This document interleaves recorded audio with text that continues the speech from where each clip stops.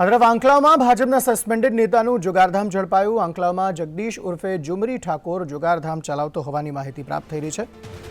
Anklav police ઊંઘતી રહી અને આણંદ એલસીબીની કાર્યવાહી 6 જુગારીઓ સહિત 16,000નો મુદ્દામાલ જપ્ત કરવામાં આવ્યો છે। ઇરશાદ સૈયદ વધુ માહિતી આપી રહ્યા છે। ઇરશાદ, જણાવશો શું વધુ વિગતો?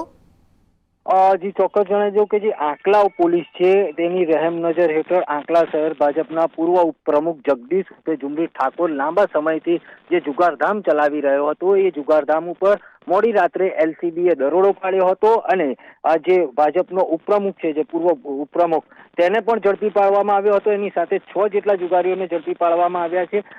લાંબા સમયથી આ જુગારધામ ધમધમી રહ્યો હતો। રાજકીય વગ ધરાવતા હોવાના કારણે પોલીસ કાર્યવાહી કરતી ન હતી અને એલસીબી પોલીસે મધ્યરાત્રિએ આ જુગારધામ પર દરોડો પાડીને 6 જેટલા જુગારીઓને ઝડપી પાડ્યા છે અને 16,000 રૂપિયાનો મુદ્દામાલ કબજે કરવામાં આવ્યો છે અને તમામ ઝડપાયેલા આરોપીઓ છે તેમની વિરુદ્ધ ગુનો નોંધવાની તજવીજ હાથ ધરવામાં આવી છે। જી આભાર સમગ્ર માહિતી આપવા માટે।